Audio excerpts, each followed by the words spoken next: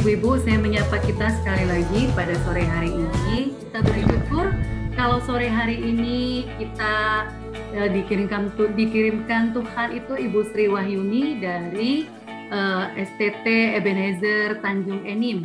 Semuanya terima kasih untuk kesempatan yang berbahagia ini. Saya sangat bersyukur bisa bersama dengan ibu-ibu sekalian. Nah, pada sore hari ini saya ingin membagi berkat dari sesuai dengan bidang saya itu, saya sebagai dosen Perjanjian Lama, maka saya akan bagikan berkat dari Kitab Kidung Agung. Kitab Kidung Agung ini menceritakan tentang suatu kasih sayang cinta yang sangat dalam antara laki-laki dan perempuan. Bahkan itu bisa menggambarkan bagaimana cinta Tuhan kepada umat Israel maupun juga cinta umat Israel kepada Tuhan. Nah, di sini Kitab Kidung Agung pasal 4 khususnya ayat 1 sampai yang ke-15 ini akan membahas bagaimana sih cantik itu sehingga Raja Salomo yang begitu banyak dicintai oleh wanita-wanita, setiap kali ketemu di kerajaan mana pasti ada yang dinikahi. Jadi Raja Salomo itu istrinya 1.000 orang istri karena saking populernya Raja Salomo. Tetapi yang luar biasa, ada seorang gadis dari Sulam itu tinggal di daerah pegunungan gitu, di daerah di Israel sana yang sebenarnya jauh dari makeup, jauh dari penampilan yang setiap perempuan sukai begitu ya. Tetapi bagaimana atau mengapa sampai Raja Salomo yang biasa ketemu dengan putri raja, putri bangsawan, dan yang begitu banyak berjumpa dengan wanita-wanita cantik sampai terpesona, termehek-mehek gitu. Terpesona, aku terpesona begitu ya. Dengan gadis Sulam ini, seorang gadis di daerah pegunungan. Apa sih yang membuat dia itu sampai demikian luar biasa dikagumi oleh Raja Salomo yang notabene memang Raja Salomo ini bertemu dengan begitu banyak wanita cantik. Jadi ternyata dalam Kidung Agung pasal 4 ayat 1 sampai 15 ini dijabarkan kecantikannya ini, yang kecantikannya bagaimana yang membuat berbeda. Bahkan di dalam sebuah penafsiran, gadis Sulam ini adalah yang namanya Abisak. Abisak itu seorang gadis yang cantik jelita dan mempunyai karakter yang memulihkan, menyembuhkan begitu ya. Jadi ketika Raja Daud sakit dan sudah hampir meninggal, maka Abisak ini dijadikan sebagai perawat karena mungkin melalui kehadirannya dia bisa memulihkan Raja Daud begitu ya. Mari sekarang kita akan lihat, jika ibu-ibu sekalian membawa Alkitabnya, tapi nanti akan saya uraikan satu persatu saja. Jadi ini kita Kidung Agung pasal 4 ayat 1 sampai 15 ini memaparkan bagaimana sih cantik menurut pandangan Tuhan. Lanjut. Materinya. Ya, materinya. Lanjut. Ya, PowerPoint-nya aja. Ya. Kidung Agung pasal 4 ini memuji kecantikan luar dalam. Tema. Jadi kitab Kidung Agung tidak antipati terhadap ya. Jadi di sini Raja Salomo sangat dengan Sulam yang seperti ayat 1 dikatakan, rambut ikal bergelombang seperti kawanan kambing, gitu ya. Giginya yang bersih dan rapi, itu terdapat dalam ayat 2. Bibir yang merah, tentu saja merahnya bukan karena lipstik ya, tapi merah ini menunjukkan sesuatu yang segar, tidak pucat, sehat, begitu ya, sehingga kesehatan, kesegaran itu juga terpancar juga di dalam kecantikan seorang wanita. Kemudian juga mulut yang elok, ayat 3. Raja Salomo juga memuji pelipis dan jenjang leher serta berhiaskan perhiasan lehernya yang berhiaskan perhiasan. Jadi juga ternyata Alkitab khususnya Kidung Agung tidak antipati terhadap perhiasan-perhiasan anting-anting, kalung dan lain sebagainya gitu ya, untuk mempercantik dia asal tidak terpaku pada hal-hal yang sifatnya materi begitu. Dan kemudian di ayat yang kelima juga Raja Salomo memuji buah dadanya yang indah. Juga ayat ke-10 memuji aroma wangi kekasih hatinya. Ayat ke-11 memuji harum, bau harum pakaiannya. Begitu. Jadi sebenarnya apakah Rabisak yang disebut gadis sulam ini semata-mata memiliki kecantikan lahiriah? Kalau kita lihat satu persatu tadi kriterianya, ternyata bukan karena memang wajah yang proporsional, tetapi ada keindahan-keindahan, dan yang keindahan-keindahan itu masing-masing beda-beda. Mata ini di sini disebutkan bukan mata yang belok atau mata yang besar, tapi mata yang teduh bagai merpati. Kita bisa lihat bahwa mata yang teduh bagai merpati itu menunjukkan bahwa karakter mata itu bukan menunjukkan mata yang jahat atau mata yang tidak memberkati.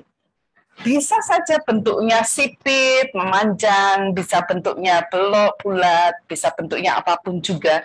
Tetapi di sini intinya adalah mata itu teduh, menenangkan orang yang melihat. Dan juga kita melihat di sini bahwa Raja Salomo menyukai seorang wanita yang bersih, ya, di sana disebutkan pakaiannya harum. Berarti dia rajin mandi, rajin mencuci baju, badannya wangi, bukan bau badan kambing sekalipun. Ini seorang gembala kambing, gadis sulam itu, seorang gembala domba. Tapi kenapa ya? Kok bisa seorang gembala domba tapi bau badannya tidak seperti domba? Tidak terkontaminasi dengan bau domba. Ini mengindikasikan bahwa seorang yang cantik secara lahiriah tentu saja yang bisa menjaga kebersihan badannya, harum badannya, kerapian rambutnya. Dia melihara rambutnya ikal bergelombang. Memang di daerah sana rata-rata rambutnya ikal gitu ya. Maka Raja Salomo memuji itu. Konteks itu, tetapi di sini kita Raja Salomo, khususnya firman Tuhan di sini menyukai seorang yang merawat kecantikannya secara lahiriah. Saya dulu pernah berpikir, saya ini kecantikan saya nggak tertolong gitu ya. Dari sisi hidung, pernah ditanya sama teman saya, Bu Yuni ini, saya biasa dipanggil Bu Yuni. Bu Yuni ini kalau saya lihat apanya lah yang cantik ya, gitu ya. Tapi kok karena dilihat hidung pesek, gigi tidak rapi, mulut juga tidak proporsional, dan kulit saya hitam. Ini kalau di kamera agak putih, ini mungkin karena settingannya gitu ya, tapi sebenarnya saya hitam. Gitu ya. Saya merasa, aduh, nggak tertolong sama sekali ini untuk menjadi figur seorang gadis atau seorang perempuan yang cantik. Sepertinya tidak punya kriteria itu, begitu. Nah, tetapi ternyata di sini seorang yang dipandang cantik secara lahiriah bukan terletak pada bentuk hidung, bentuk mata, atau pipi atau fisik ya, tetapi kebersihan, bagaimana aura wajah, kulit, dan yang sehat itu tuh akan mempengaruhi kecantikan seorang secara lahiriah. Nah, ini yang dipuji oleh Raja Salomo. Bagaimana seorang gadis gunung yang setiap hari pekerjaannya mengembalakan domba, tapi kok memiliki kecantikan yang luar biasa. Ini terletak di mana, kan bikin penasaran Raja Salomo ya. Kenapa kok bisa terlihat cantik? Ini cantiknya berbeda.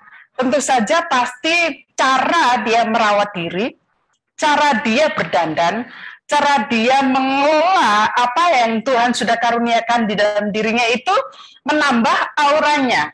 Begitu. Ini yang dari sisi lahiriah. Selanjutnya, kita lihat apakah menurut ibu-ibu, apakah gadis-gadis ini cantik? Ada yang bisa jawab? Cantik ya? Cantik, Bu. Cantik. Oke. Ibu-ibu sudah bisa melihat dan menemukan kecantikan dari sisi proporsional atau kriteria-kriteria pada umumnya orang menilai ya. Karena secara penilaian pada umumnya, kulit yang rata tidak belang-belang seperti ini pasti cantik kalau kulitnya mulus ya. Tapi ini namanya April Star, seorang model internasional yang terkenal itu. Dia punya penyakit vitiligo. Dari kecil dia sudah sering dibully oleh karena belang-belangnya, karena penyakit vitiligo itu, sehingga membuat warna kulit itu beda antara sisi ini begitu. Nah, dia sangat minder. Tetapi kemudian ketika dia mengikuti ajang dan memberanikan diri untuk mengikuti ajang foto model, ternyata dia ditemukan oleh fotografernya memiliki wajah yang unik, sekalipun kulitnya seperti itu, tidak memiliki syarat kecantikan gitu ya. Nah, kemudian yang kedua itu namanya Sophia. Sophia Haji Panteli, itu anak gadis Yunani. Terus alisnya menyambung gitu. Nah, sekarang kan masalah alis ini kan signifikan ya. Kalau nggak punya alis, kalau salah cetak atau salah apa gitu, jadi kalau kabut gitu ya, udah mau kondangan, udah mau berangkat gitu, ternyata alisnya yang satu jonjing, yang satu naik, yang satu turun, kan jadi masalah. Tapi ini si Sophie ini alisnya nyambung, dikerok sehari sudah keluar lagi, sudah muncul lagi alisnya begitu. Jadi alisnya nyambung dan tebal sekali.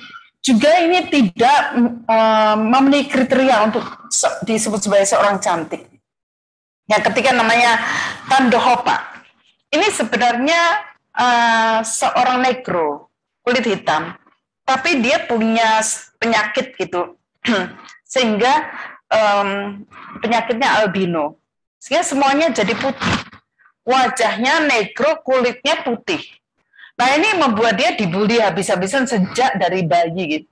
Dari bayi dibully, diajak teman-temannya itu biasanya menimbulkan bekas luka ya, sangat dalam, apalagi jika mama papanya tidak mengcover dia, tidak melindungi dia dari bullying itu akan membekas gitu lukanya. Tapi akhirnya seorang fotografer menemukan dia, uniknya wajahnya itu cantik. Yang keempat itu adalah seorang Down syndrome sebenarnya, dia namanya Marian Avila. Dia juga tidak memenuhi syarat karena cara dia menatap maupun cara ngomong itu ya berkebutuhan khusus. Tapi rupanya di dalam seorang anak Down syndrome pun juga bisa ditemukan sisi cantiknya anak itu, gitu.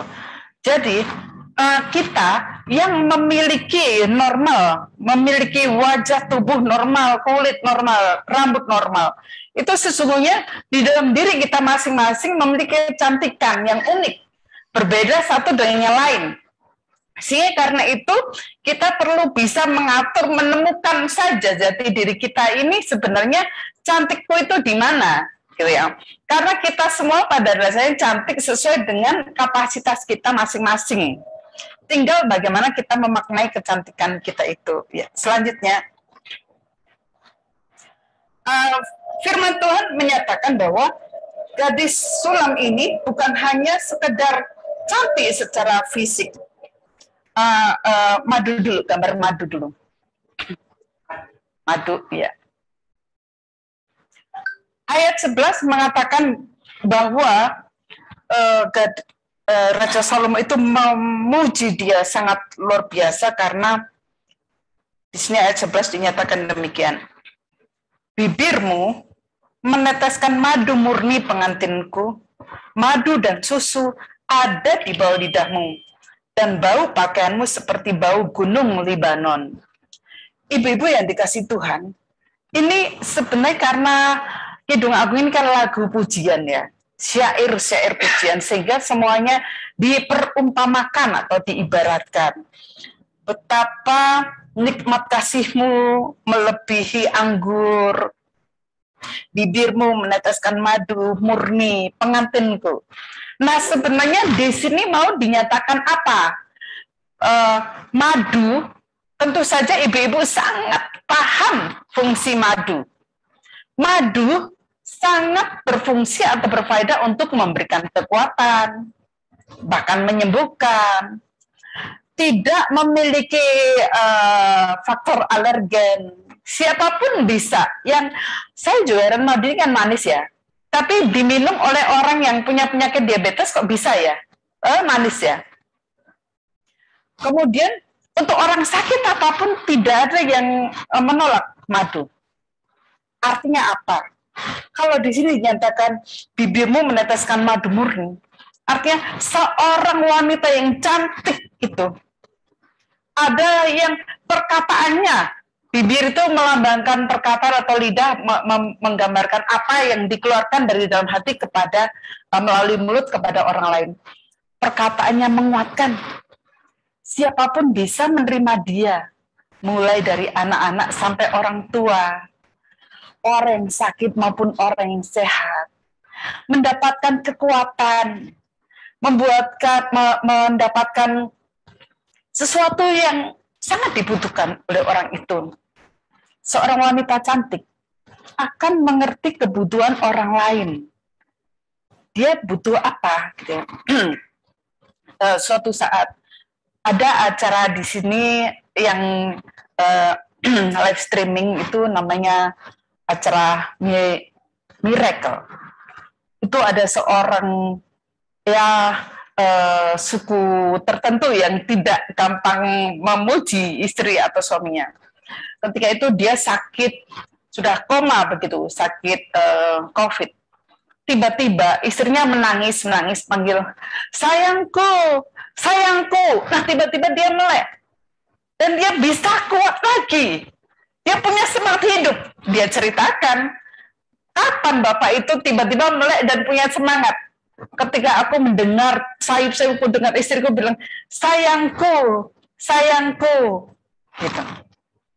Ternyata, pada saat-saat tertentu, perkataan kita yang mungkin sangat sepele, memiliki yang biasa, kita ucapkan dari hati yang dalam, dan memiliki daya atau unsur terapeutik. Perkataan-perkataan kita ini bisa membuat orang sembuh atau memberi efek terapi kepada orang lain.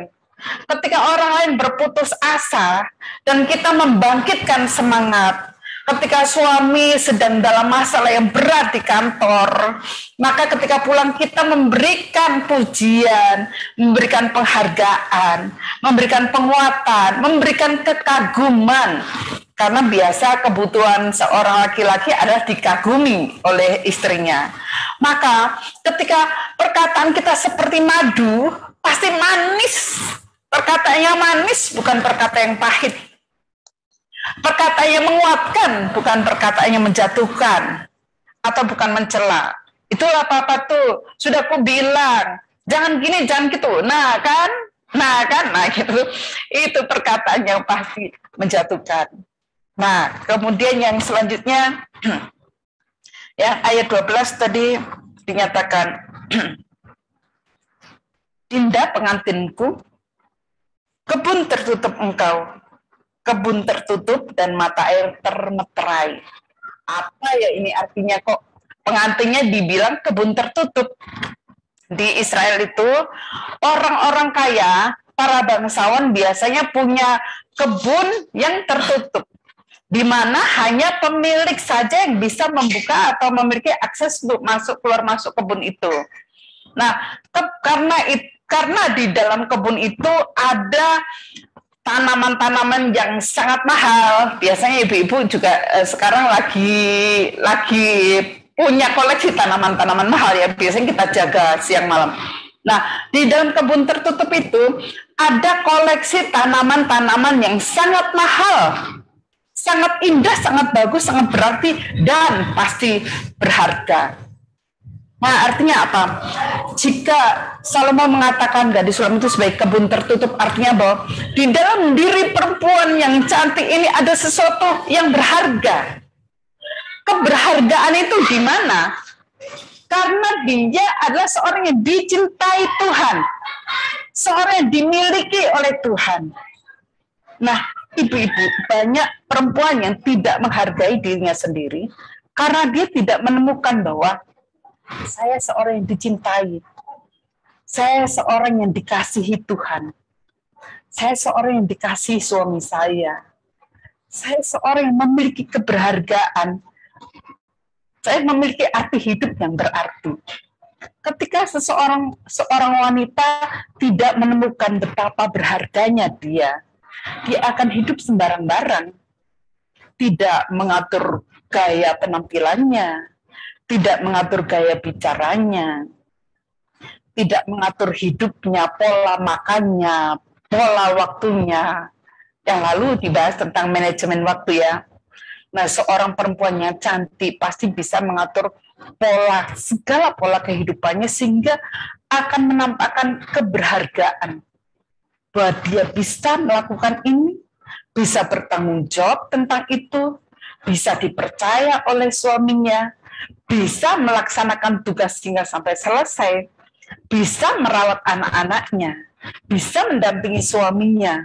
Nah, keberhargaan itu akan muncul ketika kita menyadari Tuhan membuatku berharga, Tuhan mengampuni semua dosa-dosaku, Tuhan menerimaku apa adanya, Tuhan menggantikan dosaku dengan nyawanya yang kudus.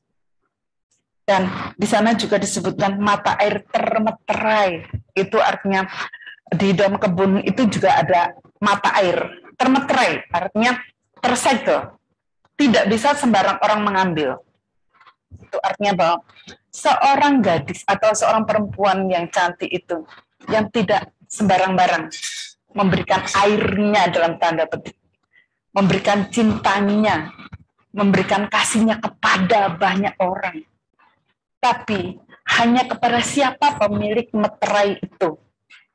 Hanya kepada suami, hanya kepada orang yang memiliki kita, hanya kepada Tuhan kita. Kita tidak menduakan hati. Seperti itulah seorang wanita yang cantik, elegan, tidak murahan. Dia bisa mengatur dirinya dan setia kepada pemiliknya. Selanjutnya, ayat 13 dinyatakan, tunas-tunasmu merupakan kebun pohon-pohon delima. Artinya di sini tunas-tunas itu kalau dalam bahasa Jawa bibit ya, bibit atau sesuatu yang muncul yang akan menjadi pohon selanjutnya, anak dari pohon selanjutnya itu. Nah di sini bahwa tunas-tunasmu merupakan kebun pohon-pohon delima, representasi dari sesuatu yang menghasilkan buah dan bisa dinikmati oleh orang lain. Orang wanita cantik atau orang yang cantik pasti akan menghasilkan buah, di mana kehidupannya itu berarti bagi orang lain. Jika hidupnya tidak berarti bagi orang lain, semuanya egois, untuk aku, ada uang untuk aku, ada kepintaran untuk aku, ada kecantikan untuk aku, ada berkat untuk aku. Tentu saja dia batal cantik. Sekalipun wajahnya sangat cantik. Kayak BCL misalnya, Krisdayanti ya wajahnya cantik. Tapi jika dia tidak menghasilkan buah, dia batal cantiknya. Kalau seorang wanita cantik, pasti dimanapun akan bisa kehidupannya dinikmati. Kata-katanya dinikmati, talenta-talentanya memberkati, tangannya mudah menolong orang lain, dompetnya mudah terbuka untuk disalurkan bagi orang lain, bukan untuk diri sendiri. tulisan-tulisannya ketika kita mengetik, membuat komen, bukan julid gitu ya, saya juga baru julid, suka kepo, suka gibah ya kepada sesama ibu-ibu yang lain. Waduh, coba hidup yang memberi berkat, memberi buah, tentu saja buahnya manis. Di sini dinyatakan dengan buah-buahnya lezat. Apakah buah yang kita hasilkan lezat? Atau sepet? Atau asam? Atau bahkan pahit? Yang membuat orang lain nggak suka dekat dengan kita. Seorang yang cantik dengan kata-katanya, dengan buah yang dihasilkannya, dengan kepintarannya, kecerdasannya, smart, elegan gitu, pasti akan muncul cantiknya. Kalau orangnya egois, cemberut terus, pemarah terus, dan suka ngurusi orang lain yang dengan negatif, pasti buahnya asam atau pahit. Orang tidak suka dekat dengan kita. Selanjutnya, ayat yang ke-13. Bunga pacar, bunga dan narwastu, kunyit, tebu, dan kayu manis, dengan segala macam pohon kemenyan, mur, dan gaharu, beserta berbagai rempah yang terpilih. Rempah-rempah. Ibu-ibu dekat sekali dengan rempah-rempah. Tiap hari ketemu rempah-rempah. Hampir sebagian besar rempah-rempah itu memiliki aroma. Aroma itu wangi dan menyegarkan. Selain itu juga, rempah-rempah itu memberikan warna, memberikan kelezatan kepada masakan. Rempah-rempah itu juga memiliki efek obat yang mengobati. Kalau kita batuk, kita cari jahe, jeruk nipis. Kalau kita mau diet, kita minum serai, jeruk, lemon, dan yang lain sebagainya. Gitu. Rempah-rempah ini kita memiliki fungsi memulihkan orang lain, melezat orang lain, menguatkan, mengobati, dan juga di sini beberapa rempah-rempah ini di dalam kitab Imamat disebutkan sebagai persembahan. Gaharu, mur, cendana, narwastu. Itu menjadi sebuah persembahan yang dilakukan, diberikan di dalam bait suci. Ini artinya bahwa seorang wanita cantik hidup itu menjadi bukan hanya bagi diri kita, bukan hanya bagi sesama, tapi menjadi persembahan yang harum bagi Tuhan. Jika hidup kita menjadi persembahan kepada Tuhan, tentu saja kata-kata kita atur. Kita memuji orang sesuai dengan kapasitasnya. Kita menguatkan, kita memberkati, kita membawa pengharapan bagi orang-orang yang lemah. Tentu saja firman Tuhan itu menjadi sumber dari apa yang kita bisa berkatkan atau kita katakan kepada orang lain. Ketika kita mau dipakai Tuhan, maka firman Tuhan itu harus menjadi sesuatu yang selalu menginput atau memberi masukan di dalam otak, hati, pikiran hidup kita. Sehingga semua yang akan kita katakan bisa menjadi persembahan yang harum, bisa menjadi berkat bagi sesama kita. Selanjutnya, ayat 15 dinyatakan demikian. Oh, mata air di kebun, sumber air hidup yang mengalir dari gunung Libanon. Ya, Bapak Ibu, gunung Libanon itu paling utara dari Israel. Mungkin kok Bapak Ibu lagi, ibu-ibu ya, ibu-ibu yang pernah ke Israel akan dibawa ke Bukit Hermon. Di sana Bukit Hermon itu perbatasan dengan Libanon. Semua air di Israel yang bisa memberikan kehidupan bagi kehidupan baik manusia, hewan, binatang, tumbuhan, itu semua bersumber dari mata air dari Gunung Libanon. Kalau malam akan menjadi embun, pagi akan membasahi seluruh kehidupan di seluruh wilayah Israel, sehingga Israel itu menjadi negara pengekspor buah-buahan terbesar di seluruh Eropa. Itu karena sumber mata air yang ada di Libanon. di lereng Gunung Libanon. Nah, seperti inilah seorang wanita yang cantik. Dia akan menghidupi kehidupannya itu, hidupnya itu sendiri pasti dinantikan. Jika tidak ada dia, rumah akan gersang. Jika tidak ada dia, kehidupan suami, anak-anak juga akan kering. Maka seorang wanita cantik pasti akan membawa kehidupan, semangat baru, kekuatan baru, memberikan efek yang menghidupkan, memasakkan dengan tekun yang terbaik, memilih pakaian yang terbaik bagi anak ini seperti yang disampaikan dalam Amsal 31. Mempersiapkan makanannya, mengobati anak-anaknya, menjamin kesehatan anak dan suami, membawa rumah tangga itu aman sentosa. Tidak ada sesuatu yang perlu dikhawatirkan oleh suami maupun anak-anak ini karena istrinya sebagai sumber air hidup. Nah, dengan demikian tentu saja kecantikan kita, kecantikan yang dikenal Tuhan adalah jika seorang wanita itu bisa mengatur, mengelola anugerah yang Tuhan berikan dalam hidup kita itu secara fisikly, juga kedekatan kita dengan Tuhan, keberhargaan, keberartian kita dengan Tuhan, sehingga kita bisa menjadi berkat bagi sama kita. Tuhan berkati.